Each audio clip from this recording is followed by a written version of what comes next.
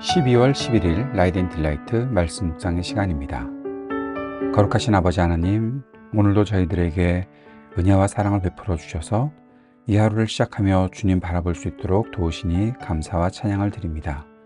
주님, 오늘도 우리에게 말씀하여 주셔서 오늘 우리가 주님의 말씀을 깨닫고 주님의 말씀을 마음에 새기고 주님의 뜻을 이루어 갈 수 있도록 인도해 주옵소서.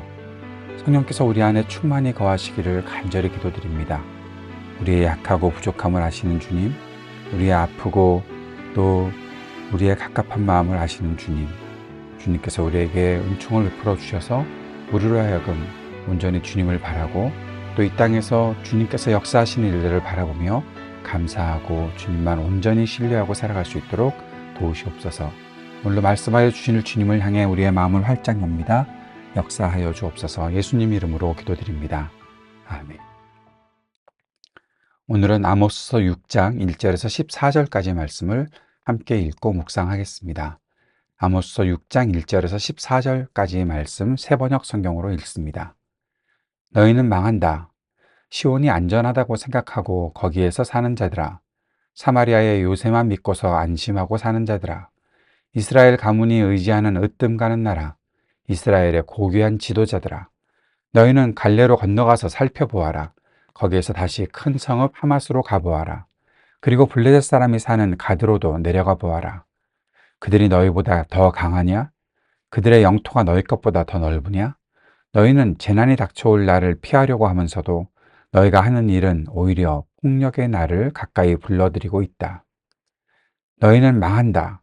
상하 침상에 누우며 안락 의자에서 기지개 켜며 양떼에서 골라 잡은 어린 양 요리를 먹고 우리에서 송아지를 골라 잡아먹는 자들, 거뭉우 소리에 맞추어서 헛된 노래를 흥얼대며 다윗이나 된 것처럼 악기를 만들어내는 자들, 대접으로 포도주를 퍼마시며 가장 좋은 향유를 몸에 바르면서도 요셉의 집이 망하는 것은 걱정도 하지 않는 자들, 이제는 그들이 그 맨 먼저 사로잡혀서 끌려갈 것이다. 마음껏 흥청대던 잔치는 끝장나고 말 것이다. 주 하나님이 스스로를 두고 맹세하신다. 만군의 하나님 주님께서 하시는 말씀이다. 나는 야곱의 교만이 밉다. 그들이 사는 호화로운 저택이 싫다. 그들이 사는 성읍과 그 안에 있는 모든 것들을 내가 원수에게 넘겨주겠다. 그때에 가서는 비록 한 집에 10사람이 남아있다고 하여도 끝내 모두 죽을 것이다. 시체들을 불살라 장례를 치르는 친척이 와서 그 집에서 시체들을 내가면서 집안에 있는 사람에게 옆에 아직 시체가 더 있느냐고 물으면 남아있는 그 사람이 없다고 대답할 것이다. 그러면 그 친척이 조용히 하라고 하면서 주님의 이름을 함부로 불러서는 안 된다 하고 말할 것이다. 나 주가 명한다. 큰 집은 허물어져서 산산조각 나고 작은 집은 부서져서 박살날 것이다. 말들이 바위 위에서 달릴 수 있느냐? 사람이 소를 부려 바다를 갈 수 있느냐? 그런데도 너희는 공의를 뒤엎어 독약을 만들고 정의에서 거두는 열매를 쓰디쓴 소태처럼 만들었다. 너희가 로드바를 점령하였다고 기뻐하며 가르나임을 우리의 힘만으로 정복하지 않았느냐 하고 말하지만 이스라엘 가문아, 내가 한 나라를 일으켜서 너희를 치겠다. 만군의 하나님 나 주의 말이다. 그들이 하맛 어귀에서 아라바 게울에 이르는 온 지역에서 너희를 억압할 것이다. 오늘 아모스서 6장 말씀을 함께 읽었는데요.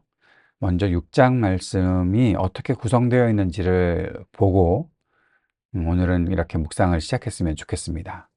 6장은 네 부분으로 나누어 볼 수 있는데요. 1절부터 3절까지 이스라엘의 군사적 안전감에 대한 책망, 그리고 여기에서는 지도자들에게 아주 집중적으로 책망하는 내용이 나타나 있습니다. 그리고 4절부터 7절까지는 이스라엘이 물질적 부유를 가지고 있어서 심판에 대한 메시지를 들으면서도 그들이 무관심하다라는 사실을 보게 됩니다. 8절부터 11절까지는 심판에 대해서 하나님께서 맹세하시는 것, 심판은 반드시 이루어질 것이다라고 여호와의 맹세가 나타나 있고 12절에서 14절까지는 다시 한번 이스라엘의 군사적인 교만과 하나님의 심판에 대해서 결론적으로 다시 한번 말해주고 있는 장면이 나타나 있습니다. 본문을 조금 더 들어가서 살펴보겠습니다. 1절에서는 너희는 망한다 라고 아주 강력하게 선포하죠. 여호와의 날을 기다리고 있던 사람들에게 하나님께서 "너희 왜 여호와의 날을 기다리냐? 너희 왜 주님의 날을 기다리냐?"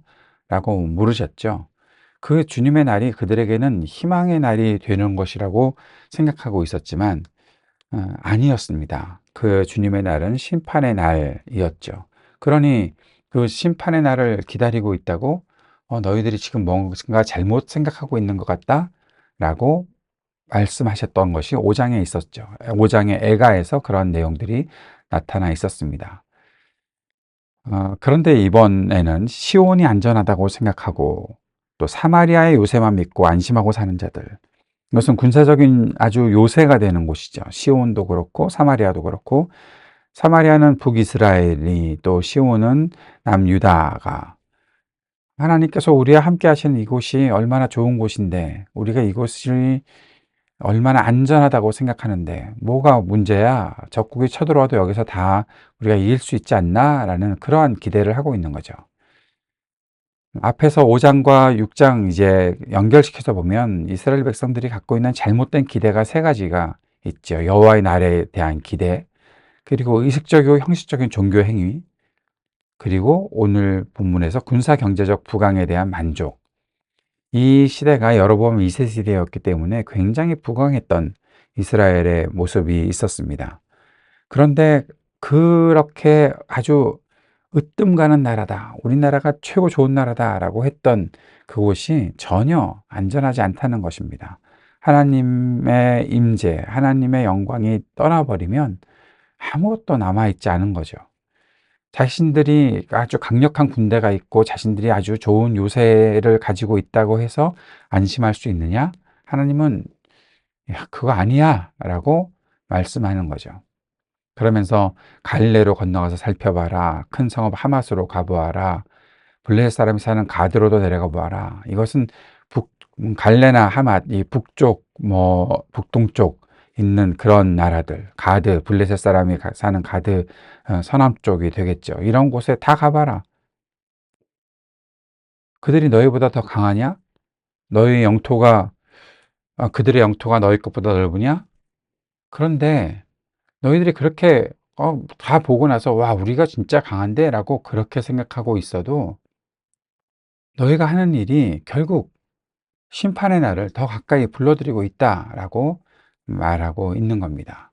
하나님께서는 이스라엘의 그 교만, 그것을 굉장히 싫어하시는 거죠. 그들이 왜 교만해졌습니까? 자신들이 기대하고 자신들이 의지하고 있는 것이 있었는데 그것이 하나님이 아니라 다른 것들, 자기들이 하는 어떠한 신념, 또는 자신들의 종교적인 행위, 자신들의 부유함, 강함, 그런 것들을 신뢰하고 있으니 하나님께서는 "너희들을 그렇게 해서는 안 되지."라고 말씀하시는 거죠. 4 절에도 다시 한번 "망한다."라고 선포하고 있습니다.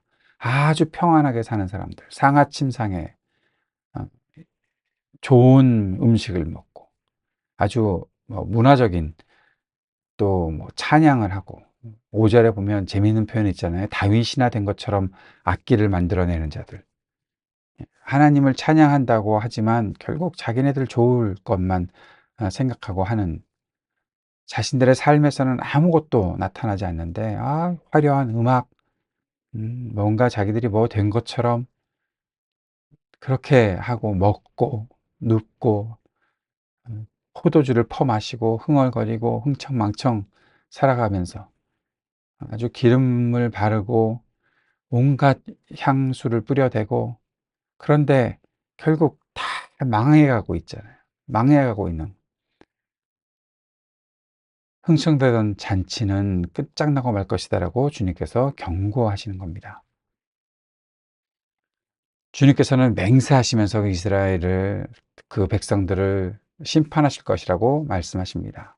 "나는 야곱의 교만이 밉다라고 이야기하고 계십니다.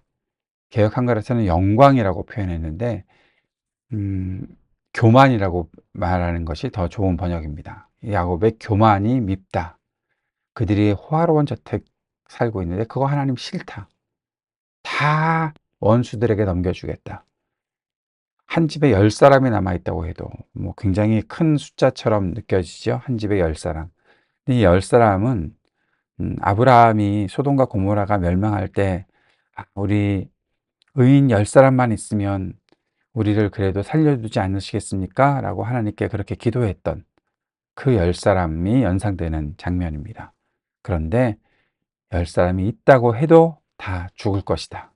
뭐 소돔과 고모라 때는 10사람도 없었고 이제 지금은 10사람이 있다고 해도 다 죽을 것이다 라고 말씀하십니다. 그리고 10절에서 재밌는 표현이 있습니다.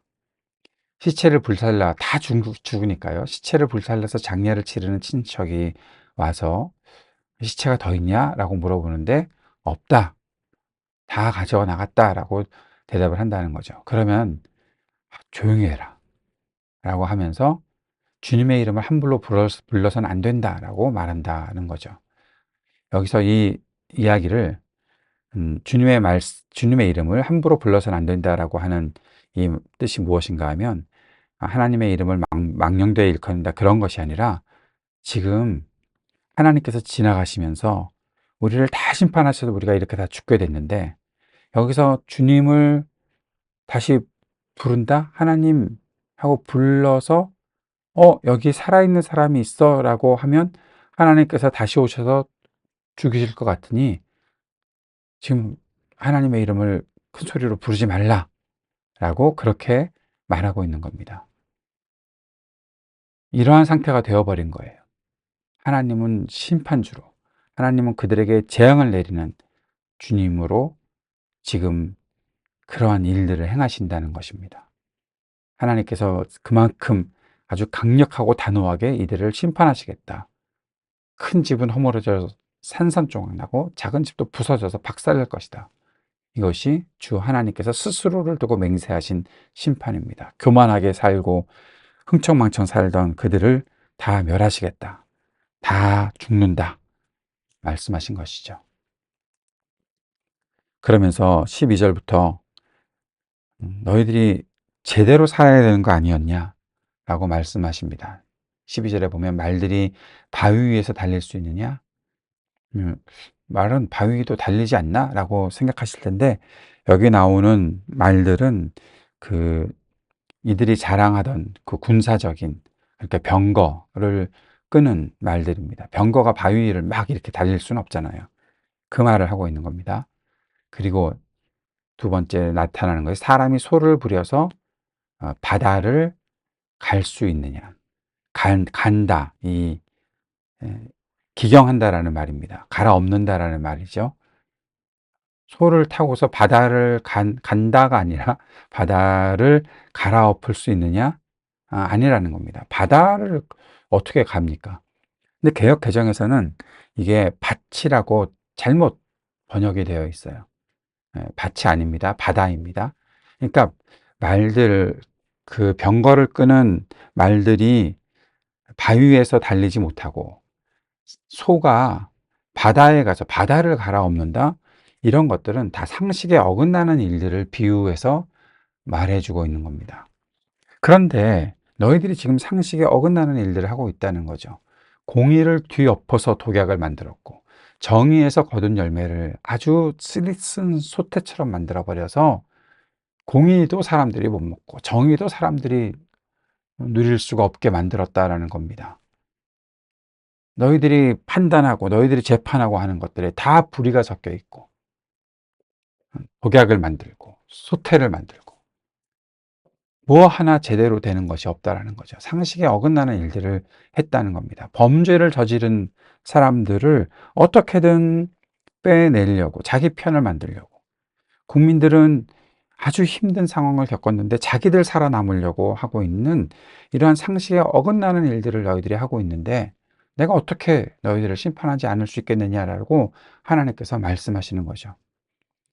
13절은 또 흥미로운 이야기가 있습니다. 너희가 로드발을 점령했다고 기뻐하며 로드발이라는 것은 지명이에요. 그런데 그 지명이 어떤 지역의 이름이죠. 지역의 이름인데 이 말이 로드발이라는 뜻이 아무것도 아닌 것이다. 허무하다라는 뜻을 가지고 있는 그런 곳이에요.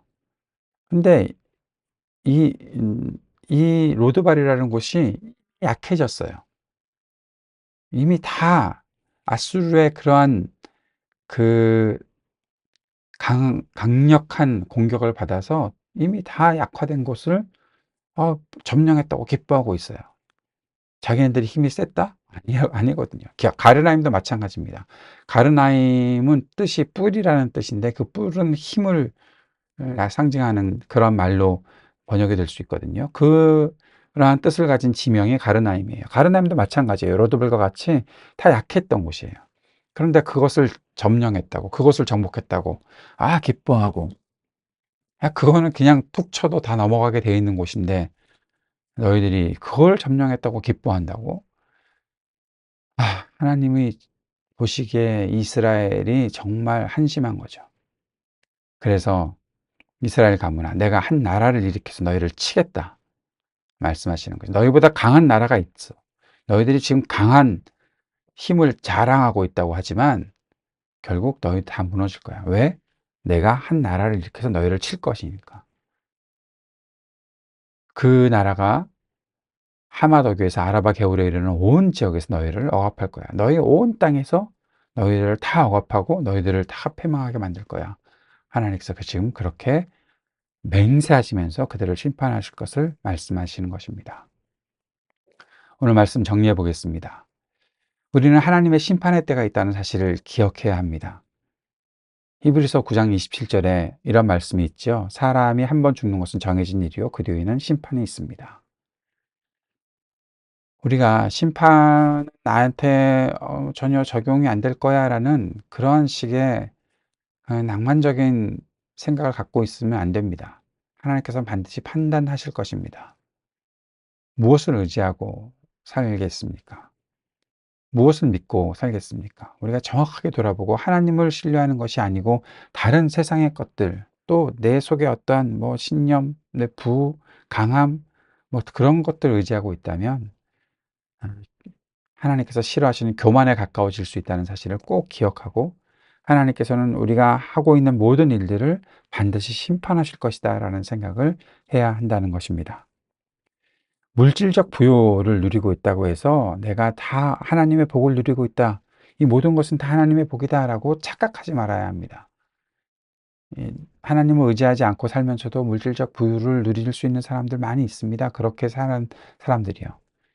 만약에 우리가 하나님을 믿고 있고 하나님을 믿는 그 하나님의 복을 인정하면서 물질적 부요를 누리고 있다면 그 부요함과 함께 내게 주신 책임도 있다는 사실을 꼭 기억하고 내가 감당해야 될 책임들을 온전히 행할 수 있어야 되는 거죠.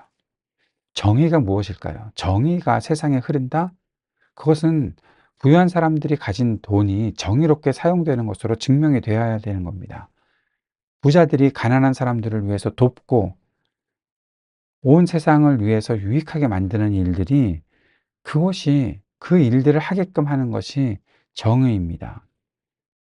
정의는 부자들만 잘 살고 뭐 자유경제 체제에서